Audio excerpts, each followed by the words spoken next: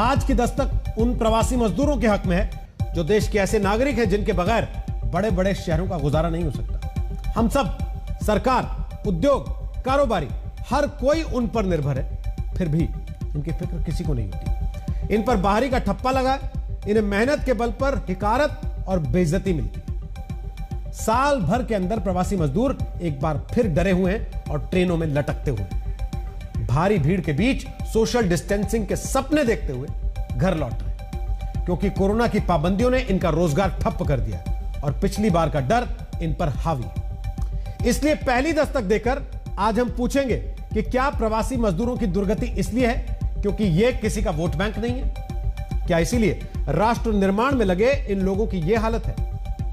आज की दूसरी दस्तक कोरोना के बढ़ते खतरे में बच्चों को परीक्षा के नाम पर उनकी जिंदगी से खिलवाड़ करने वालों के खिलाफ आपको देनी।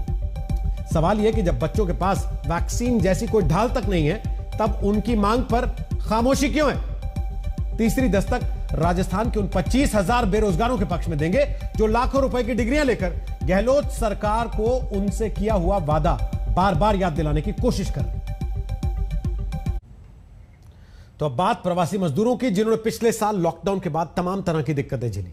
जिस मुंबई में आज 9,200 कोरोना के नए मामले सामने आए हैं, वहां से ट्रेन की खचाखच भरी बोगियों में सफर करके ये लोग अपने घरों को लौट रहे हैं। पिछले बार हम लोग ने बहुत झेला था, वो पुलिस का डंडा, खिचड़ी, खाना, राशन, जिधर जाओ उधर हंगामा होता था। तो हम लोग इस बार जा रहे हैं, क्या करें। गाँव इसीलिए जाना चाहता हूँ सर, कल को फिर ज़्यादा लॉकडाउन हो जाए। हाँ, तो क्योंकि हम लोग गरीब परिवार से सर, खाने के लिए मरता हूँ, कोई खेती बाड़ी कुछ नहीं होता। हाँ, बस कमाता हूँ तो खाता हूँ, बस उसके सिवा हम लोग के पास कुछ नहीं है सर। यहाँ पर क्या काम करते हैं? यहाँ पे लॉकडाउन की वजह से पिछली बार फंस गए थे ना, तो इस बार अब सिर्फ ट्रेन से जाएंगे।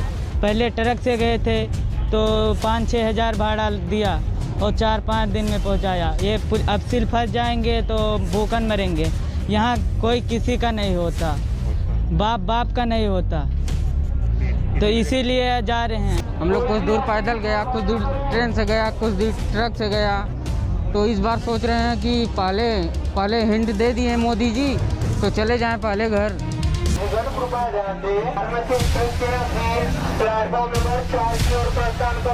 ये ऐसे अनाम गरीबों की भीड़ है जिनका कोई लिवाला नहीं है। ये ऐसे लोगों की भीड़ है जो भले ही सुबह से शाम तक काम की तलाश में भटके मुंबई जैसे महानगरों में हर जगह मौजूद रहे, फिर भी किसी को नहीं दिखते। इन लोगों के बगैर मुंबई एक कदम नहीं चल सकती। इनके बिना मुंबई की अर्थव्यवस्था ठप हो जाए, फिर भी इन पर बाहरी का ठप्पा लगा है। ये प्रवासी मजदूर हैं जिनकी किसी को चिंता नहीं है, क्योंकि ये वोट बैंक नहीं है। तभी तो जो मुंबई कोरोना की चपेट में है, जो महाराष्ट्र देश में कोरोना का केंद्र हो, वहाँ से प्रवासी मजदूरों की इस तरह से विदाई किसी को नहीं आती। ज्यादातर लोग जो बंद हो गया, जो लॉकडाउन हो गया, उसकी वजह से जा रहे हैं।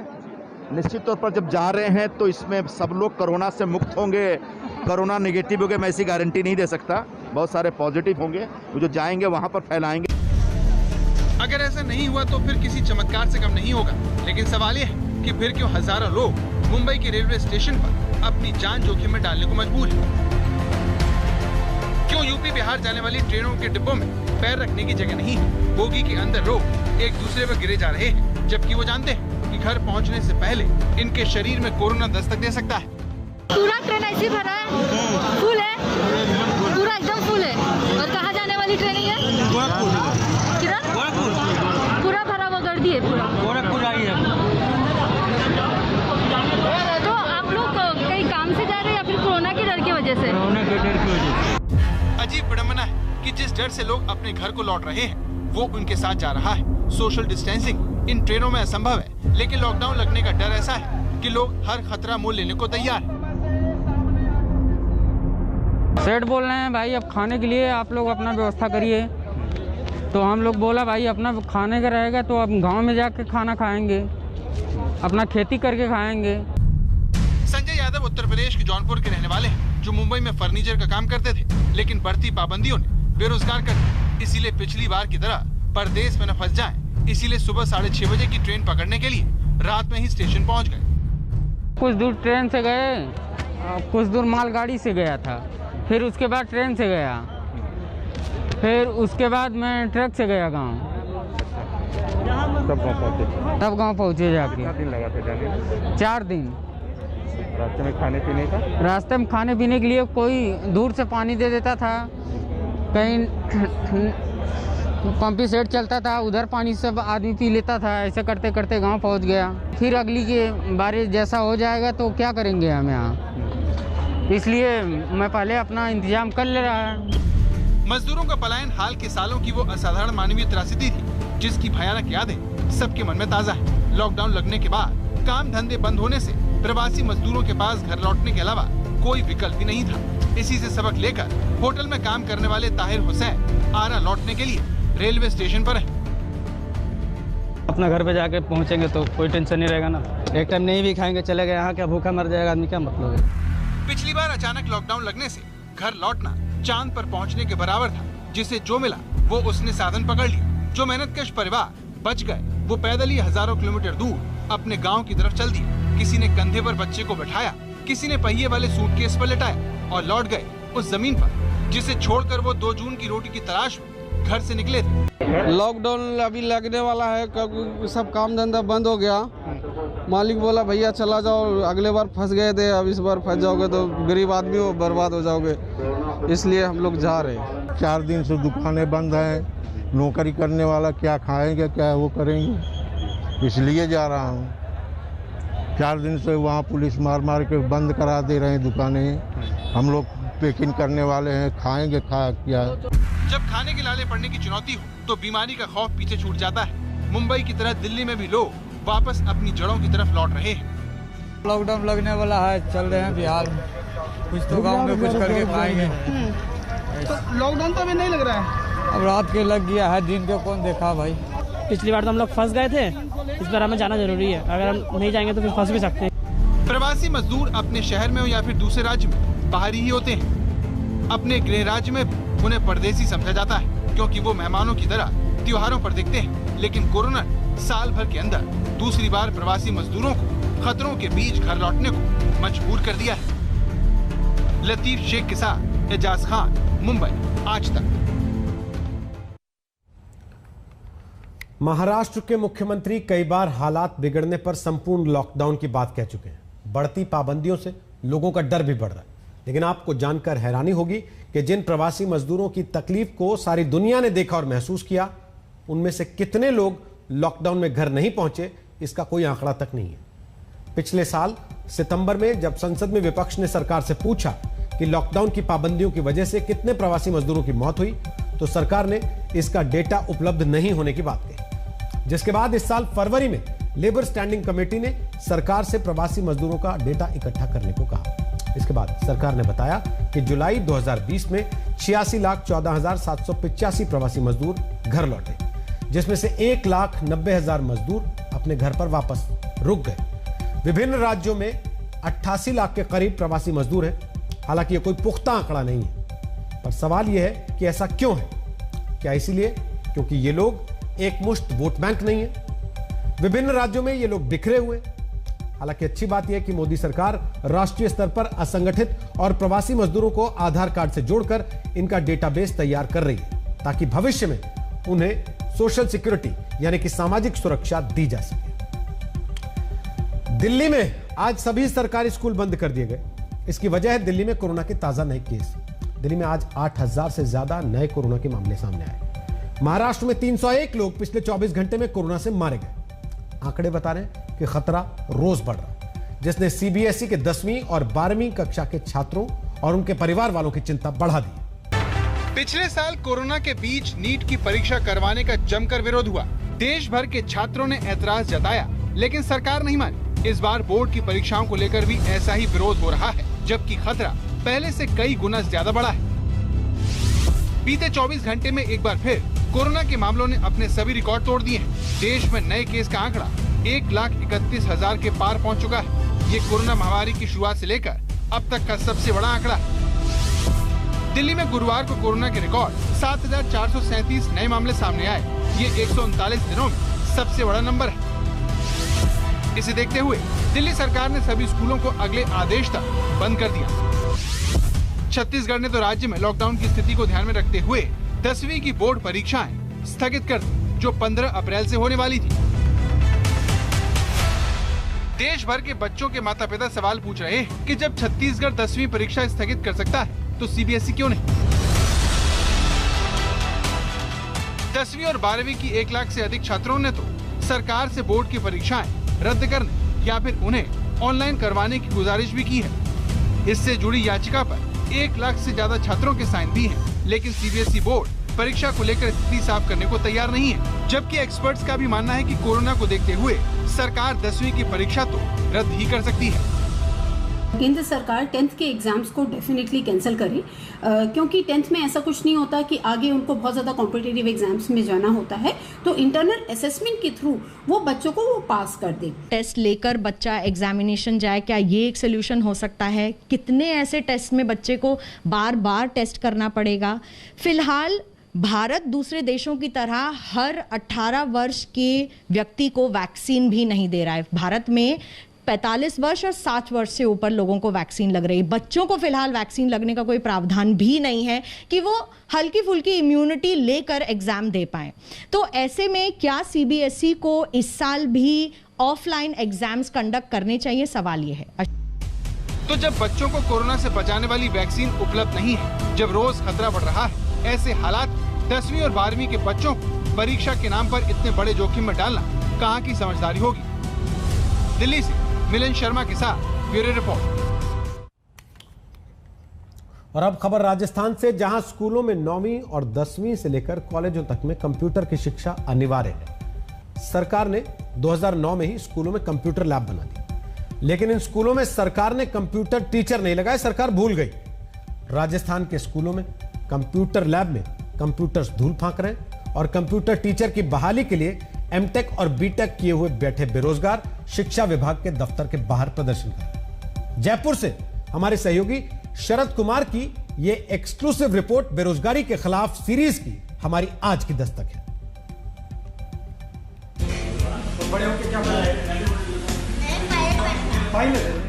3 अप्रैल 2019, जगह केरल का कुन्नूर। प्रचार के दौरान राहुल गांधी की अद्वैत नाम के बच्चे से मुलाकात हुई।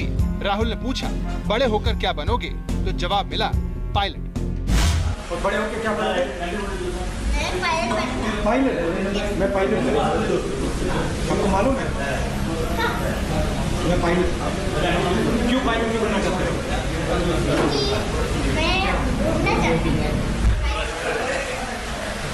और कौन से जहाज में उड़ना चाहते हो? जहाज में उड़ना चाहते हो? क्यों?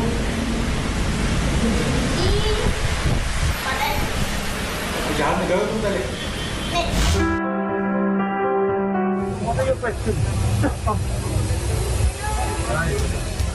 इसके बाद अगले दिन राहुल गांधी अद्वैत को विमान के कॉकपिट में ले गए और एक छोटे से सपने को वो ऊर्जा दी जो उसे सदा अपने ख्वाब से जुड़े रखेगी।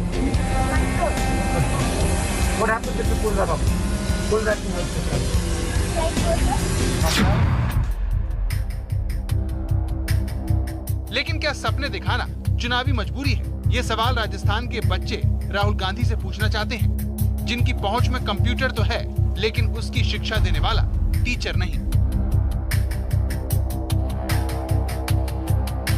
ये सब तब है जब साल 2009 से राजस्थान के सरकारी स्कूलों में कंप्यूटर लैब है।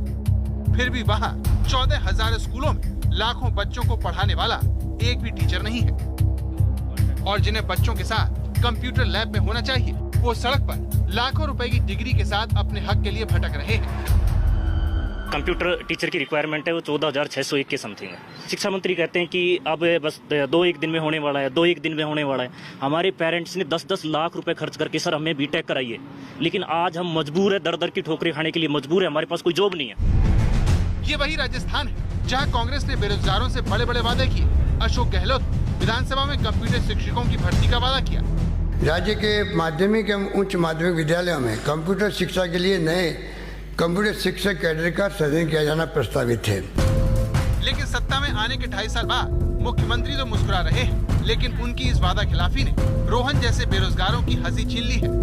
मैंने बीटेक की है 2015 में उदयपुर से, उसके बाद मैंने एमटेक की साइबर क्राइम में 2019 में, और आज भी मैं बेरोजगार हूँ राजस्थान में आईटी फील्ड में। 14,500 पद स्कूल में हैं और कॉलेजों को जोड़ दें तो 20,000 से ज्यादा पद कई सालों से खाली पड़े हैं, लेकिन आज तक राजस्थान में कंप्यूटर शिक्षक के पद पर कोई भर्ती नहीं हुई है।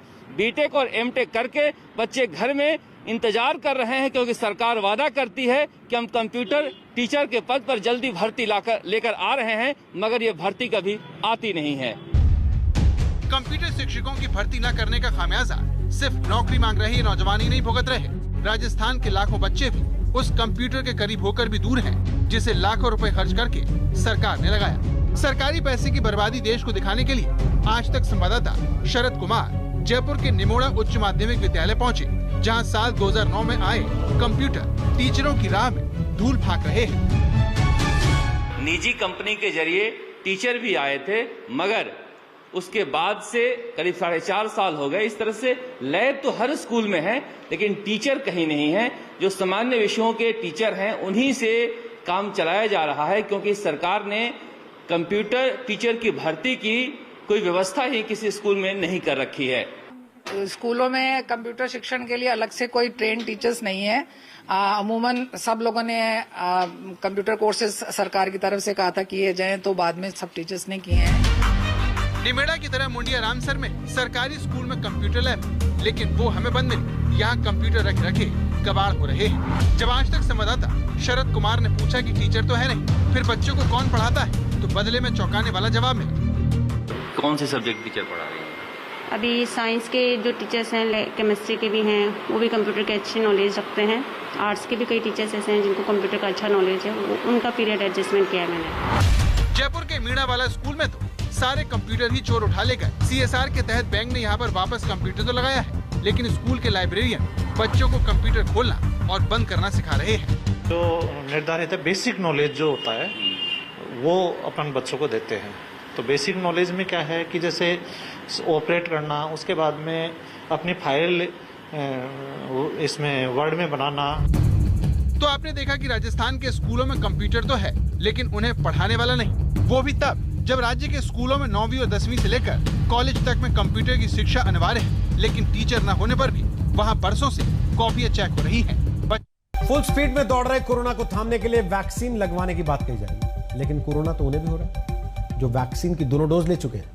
इतना नहीं, कोरोना का हमला दिल्ली के एम्स और सर गंगाराम अस्पताल के डॉक्टर्स पर भी हुआ। दोनों अस्पतालों के कुल मिलाकर 59 डॉक्टर कोरोना पॉजिटिव पाए गए। इनमें से कई डॉक्टर टीके की पहली डोज ले चुके थे और कई को दोनों डोज लग चुकी थी। आम लोगों को हुआ कोरोना, खास लोगों को हुआ कोरोना, टीका लगवाने वाले डॉक्टरों को हुआ कोरोना, टीके की डबल डोज लेने वाले डॉक्टरों को भी कोरोना। जी हाँ, कोरोना कितने विकराल रूप में आ चुका है, इसकी बानगी है ये। कोरोना की ये दूसरी लहर पहली लहर जैसी संक्रामक होती जा रही है। संक्रमितों की तादाद रोजाना बढ़ रही है। गुरुवार को देश में 1,31,968 लोग कोरोना संक्रमित पाए गए। बुधवार को 1,26,265 कोरोना केस सामने आए थे, जबकि मंगलवार को कोरोना संक्रमण के 1,15,736 मामले सामने आए थे। कोरोना तो बड़े बड़े सेलिब्रिटीज को अपना शिकार बना रहा है, तो अस्पतालों में बड़े पैमाने पर डॉक्टर भी संक्रमित हो रहे हैं। देश के सबसे प्रतिष्ठित अस्पतालों में से एक दिल्ली के एम्स में डॉक्टरों के बीच कोरोना बम फूटा है। एम्स के 22 डॉक्टर कोरोना पॉजिटिव पाए गए। 1 अप्रैल को 2 डॉक्टर कोरोना पॉजिटिव पाए गए थे। 3 और 5 अप्रैल को 5 डॉक्टर कोरोना पॉजिटिव पाए गए थे। 6 अप्रैल को एम्स के 3 डॉक्टर कोरोना पॉजिटिव पाए गए, तो 7 अप्रैल को 7 डॉक्टर कोरोना पॉजिटिव पाए गए। जो डॉक्टर कोरोना पॉजिटिव पाए गए हैं, उनमें से 25% को कोरोना वैक्सीन की पहली डोज लगाई जा चुकी थी। दिल्ली के सर गंगाराम अस्पताल में भी 37 डॉक्टर कोरोना पॉजिटिव हैं। एम्स प्रशासन का कहना है कि यहां पर 22 डॉक्टर्स अभी तक कोरोना पॉजिटिव टेस्ट कर चुके हैं। उन्होंने ये भी कहा है कि इसमें से केवल 25% डॉक्टर्स ने ही वैक्सीन लगाई थी। तो अब सवाल ये है कि बाकी जो डॉक्टर्स थे, उन्होंने वैक्सीन का टीका क्यों नहीं लिया। एम्स में 22 डॉक्टरों को कोरोना पॉजिटिव होने की खबर से हड़कंप मच गया है। दरअसल दिल्ली में कोरोना के मामले तेजी से बढ़े हैं और अब डॉक्टरों के पॉजिटिव होने की खबरें लगातार आ रही हैं। एम्स से पहले दिल्ली के सर गंगाराम के डॉक्टरों के कोरोना पॉजिटिव होने की खबर आई थी। सर गंगाराम अस्पताल के 37 डॉक्टर कोरोना पॉजिटिव पाए गए हैं। सभी संक्रमित डॉक्टरों में ज्यादातर में मामूली लक्षण है। 32 संक्रमित डॉक्टरों को उनके घर में आइसोलेशन में रखा गया है, जबकि 5 डॉक्टर अस्पताल में भर्ती हैं।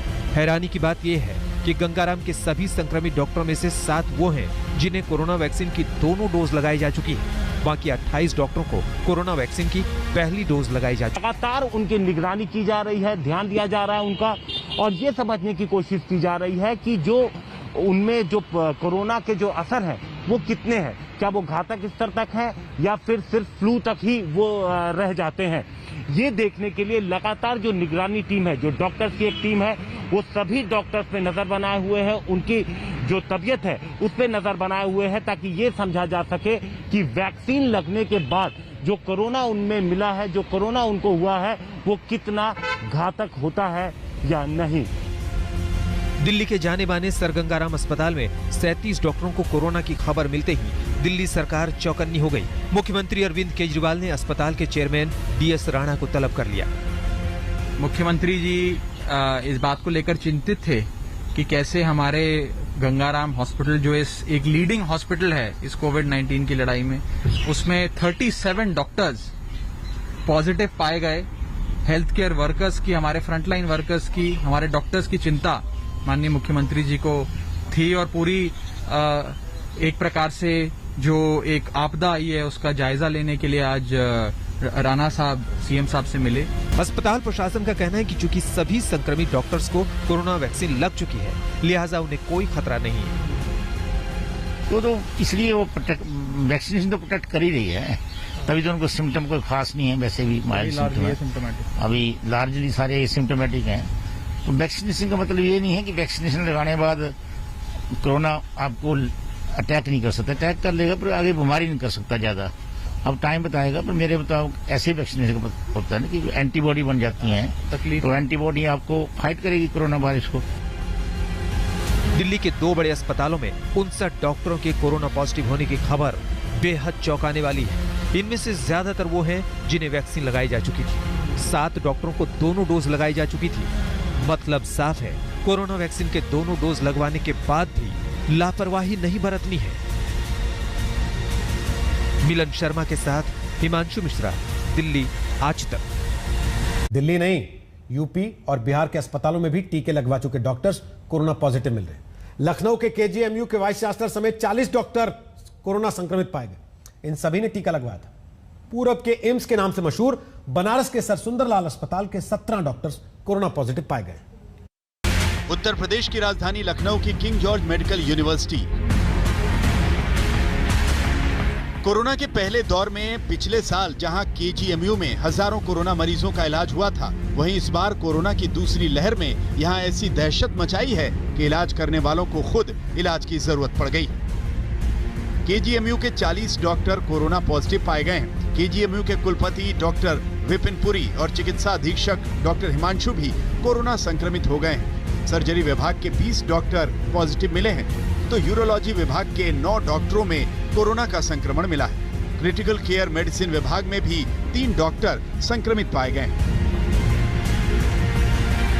उत्तर प्रदेश की राजधानी लखनऊ में किंग्स जॉर्ज मेडिकल यूनिवर्सिटी में डॉक्टर्स के कोरोना के संक्रमित होने के बाद एक बड़ा मामला सामने आया, जहां पर खुद इस यूनिवर्सिटी के जो कुलपति हैं डॉक्टर विपिन पुरी और चिकित्सा अधीक्षक डॉक्टर हिमांशु कोरोना संक्रमित पाए गए। हम आपको बता दें कि कुलपति विपिन पुरी दोबारा कोरोना पॉजिटिव हुए हैं। इससे पहले भी उन्हें कोरोना हो गया था। और कोरोना संक्रमित डॉक्टरों में सर्जरी विभाग के 20 डॉक्टर, इसके अलावा यूरोलॉजी विभाग के 9 डॉक्टर संक्रमित बताए जा रहे हैं और क्रिटिकल केयर मेडिसिन के भी 3 डॉक्टर संक्रमित मिले हैं। KGMU के संक्रमित डॉक्टरों के बारे में चौंकाने वाली बात यह है कि इसमें से ज्यादातर डॉक्टर कोरोना वैक्सीन की दोनों डोज ले चुके हैं। ज्यादातर डॉक्टरों को 25 मार्च को ही वैक्सीन की दूसरी डोज दी गई थी। वैक्सीन की दोनों डोज जैसे लग गई हैं, लेकिन प्रॉपर समय भी नहीं हुआ कि एंटीबॉडीज बने, और तो अगर इसमें संक्रमण होता है तो प्रतिरोधक क्षमता उतनी नहीं डेवलप हुई होती है, ऐसे में संक्रमण होने का खतरा रहता है। लेकिन ये देखा गया जिनको वैक्सीन लगी है और साथ में कुछ प्रतिरोधक क्षमता डेवलप हुई है, तो ऐसे लोगों में संक्रमण का जो तीव्रता होती है वो थोड़ा मैग्नीट्यूड का नहीं होता है, और ज़्यादातर लोगों में सुधार जल्दी आए। केजीएमयू ही नहीं, लखनऊ के दूसरे अस्पतालों में डॉक्टर और कर्मचारी कोरोना संक्रमित पाए जा रहे हैं। लखनऊ के बलरामपुर अस्पताल में सीएमएस और एमएस कोरोना पॉजिटिव पाए गए। अस्पताल के 2 और डॉक्टरों समेत कुल 10 स्वास्थ्यकर्मी कोरोना पॉजिटिव मिले हैं। लखनऊ के संजय गांधी पीजीआई के डायरेक्टर डॉक्टर आर.के. धीमान और उनकी पत्नी कोरोना पॉजिटिव पाए गए। लखनऊ ही नहीं, पूर्वांचल का एम्स कहे जाने वाले वाराणसी के सर सुंदरलाल अस्पताल के 17 डॉक्टर कोरोना पॉजिटिव पाए गए। मुख्यमंत्री योगी आदित्यनाथ के साथ बैठक में ये जानकारी खुद अस्पताल के चिकित्सा अधीक्षक ने दी। इस तरह से यहाँ मरीजों के लिए कार्य कर रहे हैं और ये बिल्कुल एक फैक्ट है, इसको कोई नकार नहीं सकता है। जिस तरह से हम लोगों ने ऑपरेशंस जारी रखे, जिस तरह से हमने ओपीडी सर्विसेज जारी रखी, तो ये एक ऐसी स्थिति थी जिसमें मरीज संक्रमित था, मरीज के रिश्तेदार संक्रमित थे, ज़्यादा से ज़्यादा वो मिलने आ रहे हैं, उसके कांटेक्ट में आ रहे हैं, मरीज को संक्रमित कर रहे हैं, डॉक्टर्स और नर्सेस को उन्होंने संक्रमित किया और इस वजह से डॉक्टरों के कोरोना पॉजिटिव होने का सिलसिला यूपी से बिहार तक जारी है। बिहार में 25 से ज्यादा डॉक्टर कोरोना पॉजिटिव पाए गए। पटना मेडिकल कॉलेज, एएमसीएच, वैशाली और बिहार शरीफ के अस्पतालों में कई डॉक्टर कोरोना पॉजिटिव पाए गए हैं। लखनऊ से अभिषेक मिश्रा के साथ आज तक ब्यूरो। सवाल यह है कि आखिर टीका लगने के बाद भी डॉक्टर कोरोना पॉजिटिव क्यों हो रहे हैं? क्या वैक्सीन लगवाने के बाद भी कोरोना संक्रमण का खतरा बरकरार रहता है? क्या कोई भी वैक्सीन कोरोना संक्रमण से 100% सुरक्षा की गारंटी नहीं देती? ये ऐसे सवाल हैं जिनके जवाब आपको हमारी इस रिपोर्ट में मिलेंगे। जब तक दवाई नहीं तब तक कोई ढिलाई नहीं। कोरोना की दवाई भी है, कड़ाई भी है, थोड़ी ढिलाई भी है। यही वजह है कि कोरोना की दूसरी लहर उफान पर है। चिंता की बात यह है कि ये उन लोगों को भी अपनी चपेट में ले रहा है जो बेहद सावधानी बरत रहे हैं। एम्स के डॉक्टरों को कोरोना हुआ, सर गंगाराम अस्पताल के डॉक्टरों को कोरोना हो गया। अब तक तो आम लोगों का यही मानना था कि कोरोना वैक्सीन की दोनों डोज लेने के बाद संक्रमण से बच जाएंगे, लेकिन कोरोना का संक्रमण तो उन डॉक्टरों को भी हो गया जिन्होंने दोनों डोज लगवा रखी थी। एंड अगर देखा जाए तो कहीं ना कहीं ढीलम ढाल जरूर हुई, क्योंकि मैं क्लिनिशियन भी हूँ, मैं यूरोलॉजिस्ट और रीनल ट्रांसप्लांट सर्जन हूँ, तो ओपीडी में मैं जरूर मास्क लगाए रहता था, स्ट्रिक्टनेस रखता था। फिर भी जो मरीज आते थे कई बार उनको समझाना पड़ता था, भाई मास्क ऊपर करके बात करो, सब करो। तो कहीं ना कहीं तो देखिए भूल चूक हुई कि आई गॉट इन्फेक्टेड।